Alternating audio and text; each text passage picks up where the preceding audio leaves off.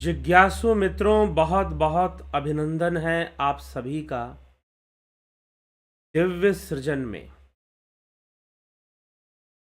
प्रत्येक दिवस की भांति आज भी हम यहाँ पर लाइव चर्चा का कार्यक्रम शुरू कर रहे हैं और आज की लाइव चर्चा का जो विषय है, योग क्या है, योग रहस्य क्या है। अब यह विषय बहुत ही महत्वपूर्ण विषय है, लेकिन बड़ी साधारण सी बात लगती है यह कहने में या यह प्रश्न करने में कि योग क्या है और योग रहस्य क्या है।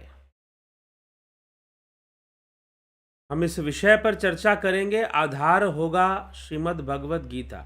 जैसा कि आप सबको विदित है, पता ही है कि श्रीमद् भगवत गीता पर ही हमारी चर्चा चल रही है। तो योग क्या है, इस विषय को भी हम श्रीमद् भगवत गीता के अनुसार ही तो समझेंगे। तो योग करने का तात्पर्य क्या होता है, योग का क्या उद्देश्य होता है और योग है क्या।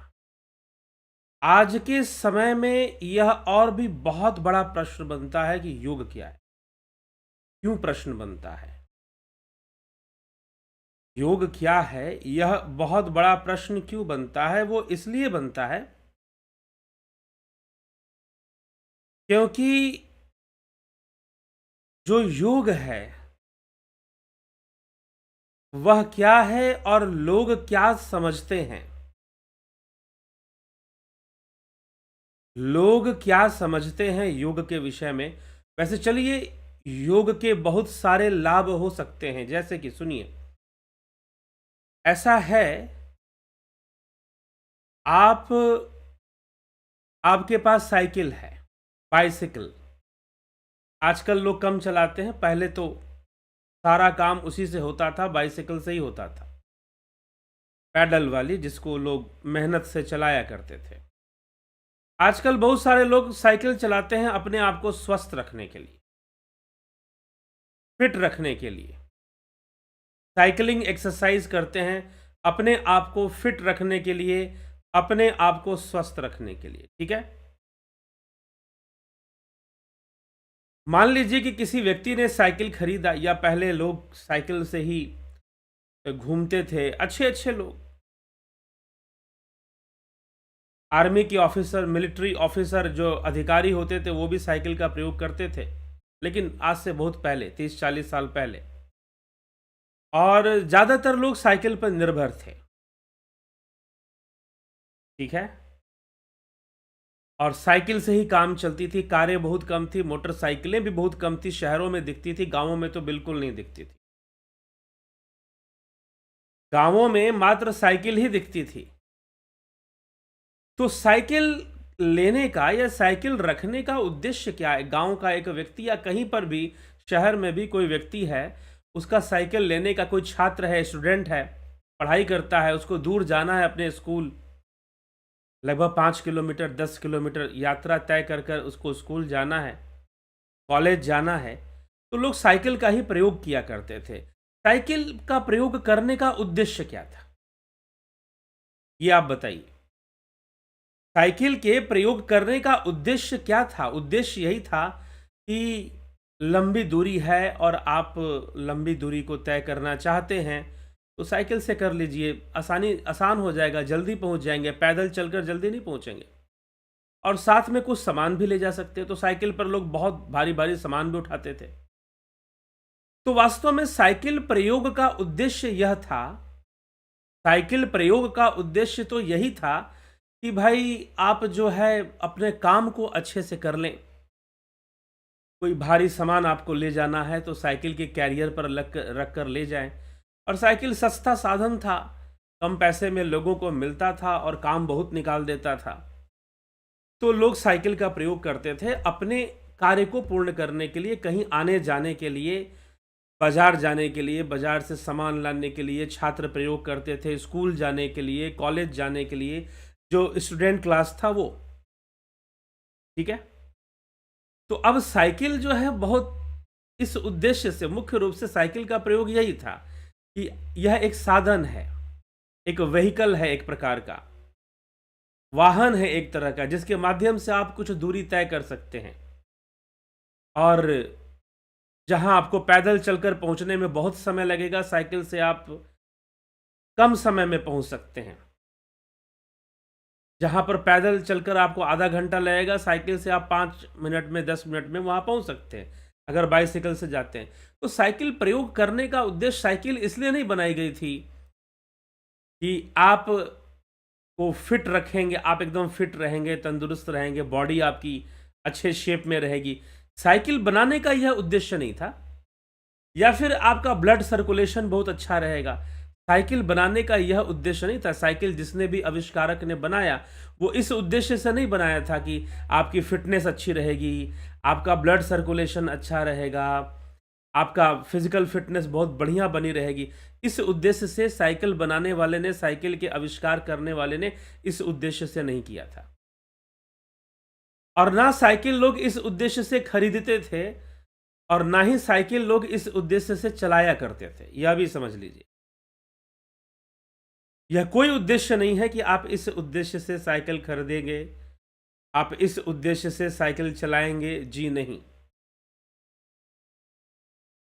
उद्देश्य तो एक ही था, यात्रा करना, अपनी यात्रा को सहज करना, सरल बनाना, जो लंबा समय लगता है कम समय में काम हो जाए, इसलिए लोग साइकिल खरीदते थे। लेकिन अब साइकिल का उद्देश्य एक और पूरा होता था कि भाई फिजिकल फिटनेस बनी रहती थी, शारीरिक स्वास्थ्य जो है आपका सही रहता था, आपकी जो फिजिकल फिटनेस है वो बनी रहती थी, आपका शारीरिक स्वास्थ्य बहुत अच्छा रहता था साइकिल चलाने से। ठीक, ब्लड सर्कुलेशन अच्छा रहता था, पैरों में, घुटने में फ्लेक्सिबिलिटी बनी रहती है साइकिल चलाने से। जी हाँ, यह सब भी तो फायदे हैं ना साइकिल चलाने के। लेकिन अब आप क्या करो कि आप साइकिल चलाने का उद्देश्य ये बताओ कि भाई साइकिल चलाने का तो यह उद्देश्य है कि आप एक जगह से दूसरी जगह की यात्रा करें या ना करें, लेकिन साइकिल आप चलाने का यह उद्देश्य है कि आपका बॉडी फिटनेस अच्छा रहेगा, फिजिकल फिटनेस आपकी अच्छी रहेगी, हेल्थ अच्छा रहेगा, ब्लड सर्कुलेशन अच्छा रहेगा। क्या यही इसीलिए साइकिल बनाई गई थी कि आपका ब्लड सर्कुलेशन अच्छा रहे, आपका हेल्थ अच्छा रहे? नहीं, साइकिल बनाई गई थी कि आपको एक जगह से दूसरी जगह पर यात्रा करना है। वैसे ही योग के विषय में बहुत सारे भ्रम है। ठीक है, लोग योग सीख रहे हैं, योगासन सीख रहे हैं, योगा कर रहे हैं, योग नहीं, आजकल योगा कर रहे हैं। तो अब योगा करने से बहुत सारे लाभ मिलते हैं। जी हाँ, योगा करने से आपका ब्लड सर्कुलेशन भी ठीक रहता है। हठ योग अगर आप करते हैं, जिसमें कि आसन, प्राणायाम, मुद्रा, षडकर्म, इन सभी क्रियाओं को बताया जाता है, सिखाया जाता है, कराया जाता है, तो आपके बॉडी का डिटॉक्सिफिकेशन हो जाता है षटकर्म में। ठीक, धौती, नेति, बस्ती, नौली, त्राटक और कपालभाति। जब आप षटकर्म की क्रियाएं करते हैं तो क्या होता है, आपका शोधन हो जाता है, आपके शरीर का शोधन हो जाता है, शरीर से गंदगी बाहर निकल जाती है। लेकिन एक बात बताइए कि जब शास्त्रों में षटकर्म लिखा गया, तो क्या मात्र गंदगी शरीर से बाहर निकलना और शरीर को ठीक करना यही मात्र उद्देश्य था? जी नहीं। घेरंड संहिता घटस्थ योग में घट को मजबूत करने की बात कही गई है निश्चय रूप से, लेकिन फिर भी योग का उद्देश्य घेरंड संहिता में शरीर का स्वस्थ रहना या शरीर का दीर्घायु होना नहीं है, समाधि को प्राप्त करना ही उद्देश्य है। उसी प्रकार से हठ प्रदीपिका ग्रंथ अगर हम पढ़ते हैं तो उसमें भी स्वात्मा राम जी यही कहते हैं कि हठ योग का उद्देश्य है राजयोग की प्राप्ति। और राजयोग में भी श्रेष्ठ राजयोग कौन सा है? नादानुसंधान है, नाद का ध्यान है, नाद ध्वनि का ध्यान करना, उसमें एकारूप हो जाना, एकाग्र हो जाना, लय हो जाना। नाद लय को सर्वश्रेष्ठ लय बताया है स्वात्मा राम जी ने हठ प्रदीपिका ग्रंथ में। तो राजयोग, ध्यान की गहराई में उतरना और एक सम अवस्था को प्राप्त कर लेना, सम अवस्था को प्राप्त कर लेना, समता को बनाए रखना जीवन के अंदर, सम अवस्था को प्राप्त कर लेना, जीवन में समता को बनाए रखना, यह जरूरी है। योग का उद्देश्य भी यही है। इसीलिए जब हम पतंजलि योग सूत्र का अध्ययन करते हैं या श्रीमद् भगवद गीता भी योग शास्त्र है, जब हम इसका अध्ययन करते हैं तो यहां पर हमें शरीर को स्वस्थ रखना, ब्लड सर्कुलेशन को सही रखना नहीं, गुणों की समता। वास्तव में देखिए, अब शरीर को जहां तक स्वस्थ रखने की बात है, अगर हम आयुर्वेद का अध्ययन करते हैं, आप आयुर्वेद का अगर आप अध्ययन करेंगे तो आयुर्वेद का दार्शनिक सिद्धांत, फिलॉसफी ऑफ आयुर्वेद क्या कहता है, कहां से लिया गया है, आयुर्वेद का दर्शन कहां से लिया गया है,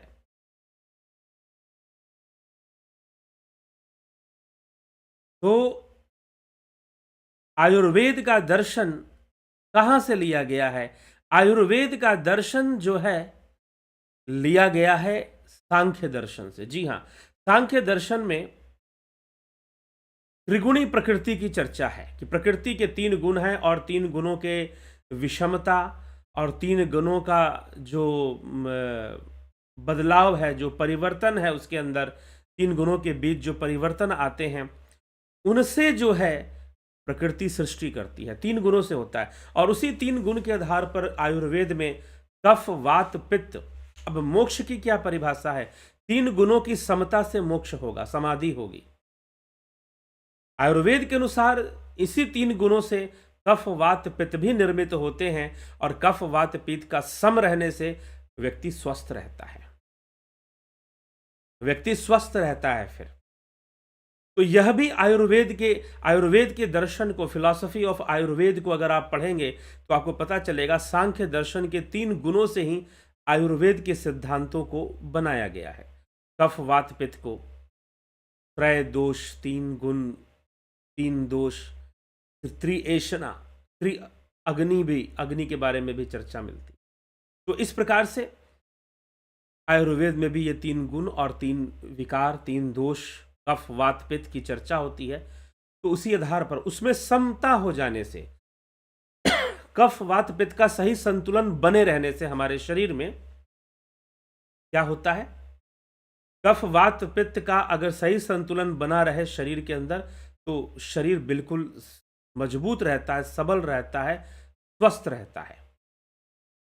यह लाभ प्राप्त हो जाता है शरीर के स्वास्थ्य का अगर कफ, वात, पित्त संतुलित रहे।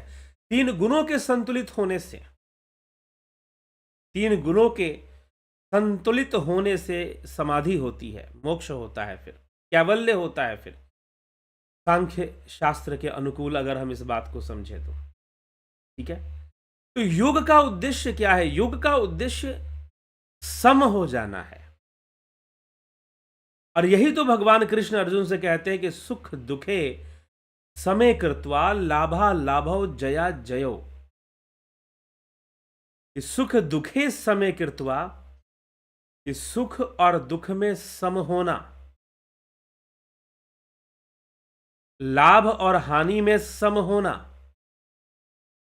जय और पराजय में सम होना। तो तू सम हो जा। अर्जुन को सम होने के लिए कहा जा रहा है कि तू इस द्वंद्व से बच और द्वंद्वों से प्रभावित मत हो, उनको सहन कर। राग द्वेष रूपी जो द्वंद्व जीवन में आते हैं उनको सहन करते हुए तू अपने लक्ष्य की ओर आगे बढ़। तू अपने लक्ष्य की ओर आगे बढ़ और निरंतर तू अपने लक्ष्य की ओर आगे बढ़ता ही जा। तुझे जय मिले, पराजय मिले, जो भी अवस्था आए, जैसी भी परिस्थितियां बने, भैया आगे बढ़ते रहो।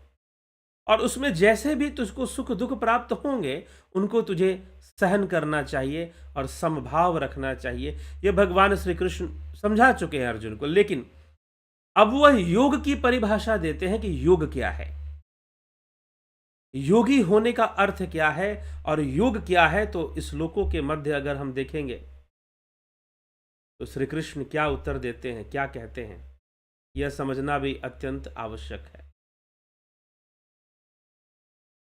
तो कल 45वें श्लोक तक हमने विषयों को चर्चा में रखा। द्वितीय अध्याय सांख्य योग नामक द्वितीय अध्याय, ठीक है। उसी में 46वें श्लोक में भगवान कहते हैं यावन अर्थ उदपाने सर्वतः संप्लुतोदके तावान सर्वेषु वेदेषु ब्राह्मणस्य विजानतः। सब तरफ से परिपूर्ण महान जलाशय के छोटे गड्ढों में भर जाने पर, छोटे गड्ढों में भरे जल से जितना प्रयोजन होता है वैसे ही तत्व से तत्वज्ञानी को, ब्रह्मज्ञानी को संपूर्ण वेदों में भी उतना ही प्रयोजन रह जाता है। इसके आगे कहते हैं हे अर्जुन कर्मण्यवाधिकारस्ते मां फलेषु कदाचन मां कर्म फल हेतुर्भुर्मा ते संगवस्त्व कर्मणि। कर्तव्य कर्म करने में ही तेरा अधिकार है, फलों में कभी नहीं है। कर्तव्य कर्म करने में ही तेरा अधिकार है, फलों में कभी नहीं है। अतः तू कर्म फल का हेतु भी मत बन, तेरी कर्म करने में भी आसक्ति ना हो। कर्तव्य कर्म करने में ही कर्मणि एवते अधिकार फलेषु, अर्थात कर्मण्यवाधिकारस्ते मां फलेषु कदाचन। कर्तव्य कर्म करने में ही तेरा अधिकार है, फलों में कभी नहीं। अतः तू कर्म फल का हेतु भी मत बन, कर्म फल पे आश्रित मत रह। तेरी कर्म ना करने में भी आसक्ति ना हो, तेरी कर्म ना करने में भी आसक्ति ना हो कि तू कर्म नहीं करेगा। तू कर्म कर, लेकिन कर्म फल के प्रति आसक्त मत रह। इसी तथ्य को और आगे समझाते हुए भगवान कृष्ण अर्जुन को योग को परिभाषित करते हुए कहते हैं योगस्थः कुरु कर्माणि संग त्यक्त्वा धनंजय सिद्धया सिद्धयो समो भूत्वा समत्वम योग उच्यते। योग क्या है हे धनंजय? आसक्ति का त्याग करके सिद्धि असिद्धि में सम रह। तुझे सिद्धि मिली असिद्धि मिली, कार्य सिद्ध हुआ ना रहा, तू समभाव में रह। सम होकर योग में स्थित हुआ, कर्मों को कर। समभाव में रहकर योग में स्थित हुआ, तू कर्मों को कर। यह समत्व की जो अवस्था है और समत्व की जो प्राप्ति है, इसी को योग कहते हैं। समत्व की प्राप्ति ही योग है। योग का उद्देश्य क्या है? क्या स्वर्ग का सुख मिल जाएगा? क्या रिद्धि सिद्धि मिल जाएगी? जी नहीं। योग का उद्देश्य है समत्व की स्थापना। योग का उद्देश्य है समभाव की स्थापना। योग का उद्देश्य है चित्त की अखंडता, या योग का अर्थ है चित्त की अखंडता, चित्त वृत्ति निरोध, महर्षि पतंजलि लिखते हैं। तो हमारा जो चित्त है वो एकदम मजबूत होना चाहिए, अखंड होना चाहिए चित्त जो है। तो चित्त की अखंडता ही सबसे अधिक महत्वपूर्ण है। और सम अवस्था में रहे, चित्त वृत्ति का निरोध हो और सम अवस्था में बना रहे। सुख दुखे समय कृत्वा लाभ लाभो जया जयो, सुख दुख लाभ हानि जय पराजय, इन सब में सम की अवस्था बने रहे। और इस श्लोक में भी भगवान कृष्ण अर्जुन से यही कहते हैं सिद्धया सिद्धयो, सिद्धि प्राप्त हो या सिद्धि प्राप्त हो, समो भूत्वा, सम होकर योग में स्थित रहो। कर्माणि कुरु समत्वम, कर्मों को कर, क्योंकि समत्व ही योग कहलाता है। तो इस समभाव में रहकर अपने कर्मों को कर, तू इस समभाव में रहकर अपने कर्तव्यों को पूर्ण कर। उससे तुझे पीछे भागने की जरूरत नहीं है। अपने कर्तव्यों से पीछे भागना तेरे लिए उचित नहीं है। तू अपने कर्तव्य कर्मों को निश्चय रूप से कर, लेकिन समभाव रख के कर, सिद्धि असिद्धि में समभाव रख। और यह समभाव होने से ही समत्व की प्राप्ति होती है, और यह समत्व ही योग कहलाता है। समत्वम योगः उच्यते, समत्वम योगः उच्यते। यह जो समत्वम है, जो समत्व अवस्था है, वास्तव में यही योग है, समभाव को प्राप्त हो जाना।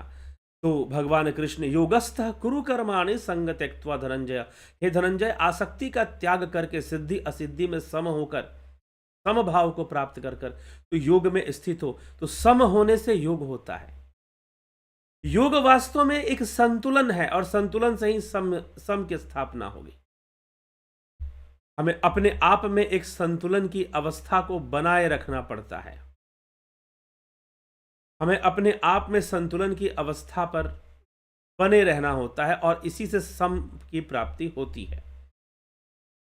इसी विषय को और आगे कहते हुए भगवान कहते हैं, दुरेन है वरम कर्म बुद्धि योगा धनंजय बुद्धौ शरण मन विक्षा कृपणः फल हेतवः। बुद्धि योग समता, समता से ही बुद्धि योग होगी। बुद्धि योग की अपेक्षा सकाम कर्म दूर से ही निकृष्ट है। सकाम कर्म निकृष्ट है। हे धनंजय, तो बुद्धि को समता का आश्रय ले, बुद्धि की समता का आश्रय ले, क्योंकि फल के हेतु बनने वाले अत्यंत दीन हैं। फल में आसक्ति रखने वाले अत्यंत दीन होते हैं, इसलिए तू फल में आसक्ति मत रख। आगे भगवान श्री कृष्ण इस विषय पर कहते हैं कि बुद्धि युक्तो जहाति है उभे सुकृत दुष्कृते तस्मादोगाय युज्यस्व योगः कर्मसु कौशलम। तो योगः कर्मसु कौशलम, बुद्धि से समता युक्त मनुष्य यहां जीवित अवस्था में भी पुण्य और पाप दोनों को त्याग देता है, अतः योग में लग जाता है और कर्मों में योग ही सबसे बड़ी कुशलता, कर्मों में योग ही सबसे बड़ी कुशलता है। तो भगवान योग की परिभाषा देते हैं, कर्मसु योग कौशलम, कर्मों में योग। योग क्या है? कर्मों की कुशलता है। अब ये कौन सी बात हुई कि योग कर्मों की कुशलता? हम तो सोचते थे कि योग करने से स्वास्थ्य ठीक हो जाएगा, हृदय रोग ठीक हो जाएंगे, डायबिटीज ठीक हो जाएगा, लेकिन आप कह रहे हैं कि योग करने से समता की स्थापना, बुद्धि सम हो जाएगी और कर्म की कुशलता प्राप्त होगी। जी हाँ, कर्म की कुशलता अनासक्ति भाव में है, आसक्ति भाव में नहीं है। तो जब कर्तव्य का भान रहेगा और कर्मों और कर्म फल के प्रति कोई आसक्ति नहीं रहेगी, जब कर्तव्य का भान रहेगा, कर्म और कर्म फल में कोई आसक्ति नहीं रहेगी, तो बिना आसक्ति के जब कोई कर्म करोगे, बिना आसक्ति के जब कोई कर्म करोगे, तो उस कर्म का बहुत ही लाभ प्राप्त होगा, क्योंकि उसमें किसी प्रकार की आसक्ति जो नहीं है। आप आसक्ति मुक्त हो चुके, आसक्ति मुक्त हो चुके हैं और आप समभाव को प्राप्त कर चुके हैं, समत्व को प्राप्त कर चुके हैं। और समत्व को प्राप्त कर लेने के बाद आप योगी बन चुके हैं और समत्व को प्राप्त कर कर फिर कर्म कीजिए जीवन में, तो उसे ही कहा जाएगा कर्मों की कुशलता। कर्मसु योगः कौशलम, योगः कर्मसु कौशलम, बुद्धि युक्तो जहाति है उभे सुकृत दुष्कृते तस्माद योगाय युज्यस्व योगः कर्मसु कौशलम। कर्मों में कुशलता ही योग है, कर्मों में कुशलता ही योग है। तो हमें कर्मों में कुशलता रखनी है, यह ज्यादा महत्वपूर्ण। और कर्मों में कुशलता आएगी कैसे? संभाव से आएगी, समत्व बुद्धि से आएगी, समबुद्धि से आएगी। जी हाँ, तभी निष्काम भावना से करने योग्य सारे कर्म आप सही ढंग से कर पाएंगे, नहीं तो बहुत सारी गड़बड़ियां करेंगे और फिर पछताएंगे, फिर से पछताना पड़ता है मनुष्य जीवन में। तो इसीलिए योगः कर्मसु कौशलम, योग से ही कर्मों की कुशलता प्राप्त होगी। ठीक है, तो समभाव में जाना जरूरी है, समता की स्थापना, सम हो जाना, यह योग का उद्देश्य है। ना कि आपका पेट कम हो जाएगा, आंखें की रोशनी बढ़ जाएगी, डायबिटीज दूर हो जाएगा, ये बीमारी दूर हो जाएगी, वो बीमारी। हाँ, योगासनों से और कई यौगिक क्रियाओं से कई प्रकार की बीमारियां दूर होती हैं, दीर्घायु होते हैं, आप शरीर स्वस्थ होता है, बिल्कुल सही बात है। और योगासन, हठ योग का सहारा लेना चाहिए, करना चाहिए, लेकिन फिर भी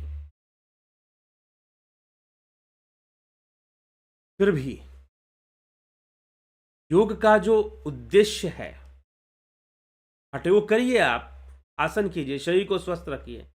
योग का उद्देश्य मात्र इतना ही नहीं है, उस परम अवस्था में पहुंचना, परम धाम की अवस्था में पहुंचना योग का उद्देश्य है। इस पर हमें विचार करना हो,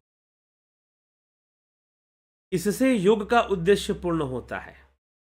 साधना से, ध्यान योग से, राजयोग से, नादानुसंधान से।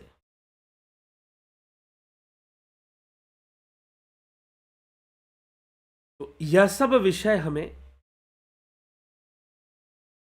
समझना चाहिए, ठीक है, कि हम हठ योग से राजयोग की यात्रा करें, राजयोग की ओर हम चल पड़े तो हमारे लिए ज़्यादा अच्छा होगा। राजयोग की हम प्राप्ति कर लें, मात्र हम शरीर का स्वस्थ इस पोस्ट और थेरेपी तक ही सीमित ना रहें। एक व्यक्तिगत जीवन के लिए यह बहुत जरूरी है समझना कि योग का अर्थ क्या है।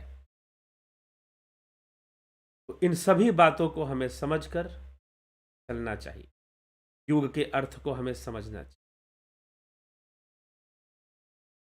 और भ्रम में हमें नहीं रहना, क्योंकि बहुत सारी बातें भ्रमित करने वाले भी होती हैं योग के मार्ग पर।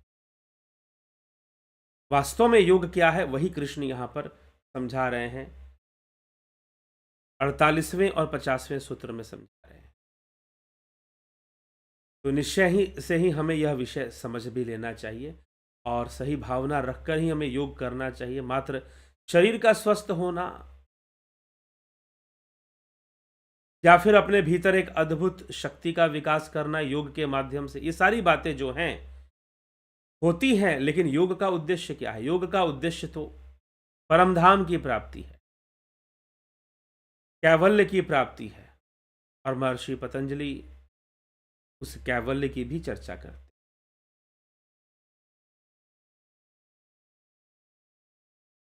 तो जिज्ञासुओं, जैसा कि आपको पता है कि समभाव कैसे आएगा? ध्यान योग से आएगा।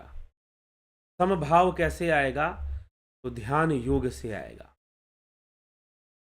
ध्यान योग online meditation course starting from 20 December 2022, 20 December 2022। Duration 1 month, guided meditation,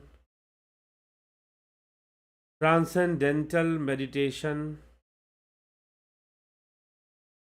spiritual healing,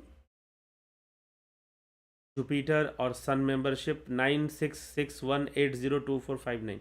ये नंबर नोट कर ले, 9661802459। आप संपर्क कर सकते हैं यदि आप ध्यान योग का कोर्स करना चाहते हैं। तो ध्यान योग वही योग है जो हमें समभाव में ले जाता है, समता की ओर ले जाता है, सम अवस्था की ओर हमें ले जाता है, और हमें निश्चय ही समभाव को ही प्राप्त करना चाहिए। यही योग का उद्देश्य है, समत्व ही योग है, समत्व ही योग है। तो चलिए, और ध्यान योग का उद्देश्य है उस समत्व को प्राप्त करना। जरूर ज्वाइन कीजिए और पूरा पूरा लाभ उठाइए। देखे किस महानुभाव ने आज अपनी हाजिरी यहाँ दर्ज किए, उपस्थित हुए हैं। जगत नारायण जी, AK त्यागी जी, अवधेश कुमार जी, विक्रम सिंह जी, नरसा राम जी, पवन कुमार गुप्ता जी,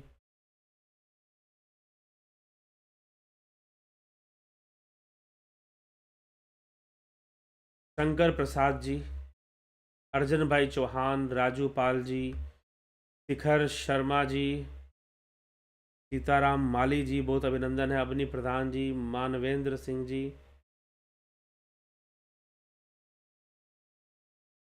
राकेश गुप्ता जी,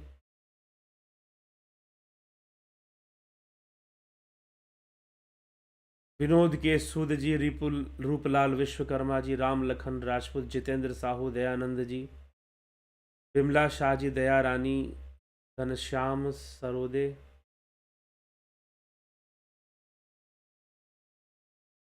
दीपक नागरे, राम विलास जी,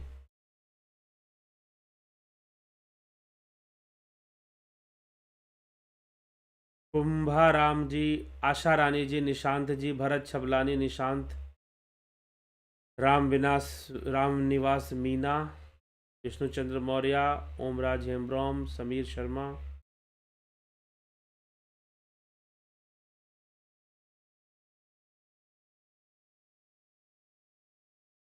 पंकज सोनी जी, प्रशांत सेठ जी, गीता प्रसाद जी, सोमनाथ शिंदे, उषा श्रीवास्तव जी, सबका बहुत बहुत अभिनंदन है इस कार्यक्रम में।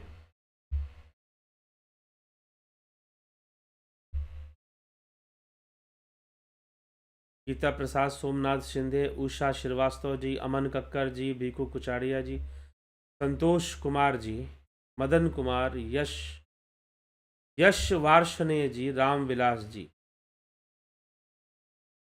तो आप सभी को बहुत बहुत अभिनंदन है। इस कार्यक्रम में जुड़े रहें, बने रहें और पूरा इसका लाभ उठाते रहें। तो चलिए फिलहाल आज के कार्य, यह योग की परिभाषा क्या है, योग रहस्य क्या है, इसी विषय पर हमारा चर्चा है। योग जीवन जीने का बेहतरीन तरीका है, सम होकर निष्काम भावना से। ठीक है, यह इस पर हमें ध्यान देना है। तो मोक्ष मिलेगा, कोई ईश्वर परमात्मा मिलेगा, वो बहुत बाद की बात है। अपना योग करेंगे तो अपना जीवन सुधरेगा, अपनी लाइफ स्टाइल ठीक होगी, आदतें ठीक होगी, नई आदतों का विकास होगा, शरीर की बनावट ठीक रहेगी, आप स्वस्थ रहेंगे, सुंदर रहेंगे। तो यदि आप योग करते हैं तो निश्चय ही योग होगा। कैसे होगा? ध्यान योग से होगा। तो आप ध्यान योग ज्वाइन कर निश्चय ही योग करिए और योगी बनिए। अर्जुन को भी भगवान कहते तस्माद योगी भव अर्जुन, अर्जुन तो भी योगी बन। तो जरूर जरूर लाभ उठाइए। जब अर्जुन योद्धा होकर योगी बन सकता तो आप अपने घर परिवार में काम करते हुए रहते हुए योगी क्यों नहीं बन सकते हैं? जरूर बन सकते हैं। तो जरूर लाभान्वित होइए। और इसी के साथ आज के इस कार्यक्रम को हम यहाँ पर विराम देंगे। कल फिर मिलेंगे 9 बजे लाइव चर्चा में। कल फिर मिलेंगे 9 PM लाइव चर्चा में।